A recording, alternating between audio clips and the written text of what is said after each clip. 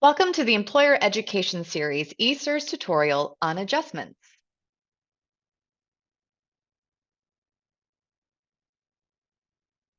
Adjustments are used to add or remove information from a contribution record previously submitted to eSERS.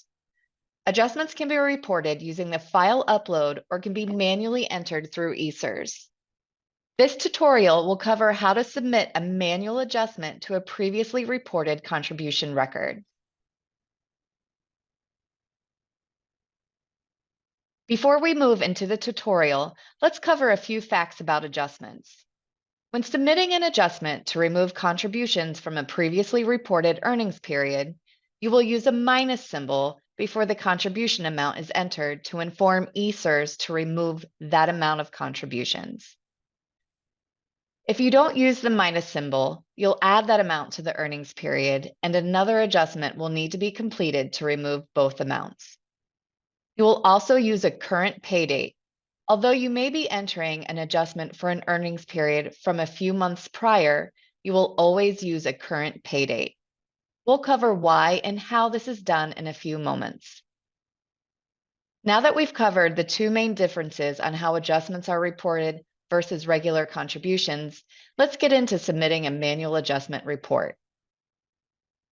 To start an adjustment record, click on the Contribution File Correction and Manual Contribution Entry application.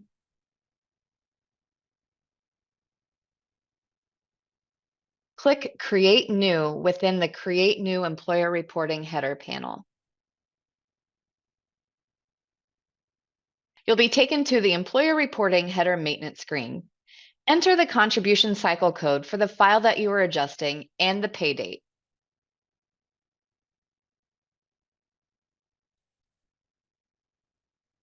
As mentioned earlier, you will use the current reporting date even though the adjustment is for a prior pay period. This will ensure that no penalties will generate off of the adjustment report. After entering the contribution cycle code and current pay date, click Save. When you click Save, a new button appears in the Contribution Information panel. From there, click New. If you're submitting an adjustment for your contractor, please remember to select the contract company from the Contractor dropdown. From there, click New.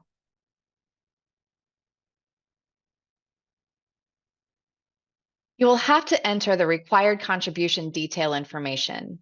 Complete the member's Social Security number, first name, last name, period begin date. This is where you will enter in the period begin date for the earnings period you are adjusting. Period end date. This is the period end date for the earnings period that you are adjusting. You want to choose the correct earnings code. For an adjustment, you will use one of the 50s earnings codes for your employee. Today, we're choosing adjustment to regular.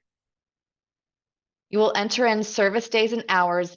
If you're removing service days and hours, you will enter in a negative sign in front of the days that you are removing. You will want to enter in the employee pre-tax contribution.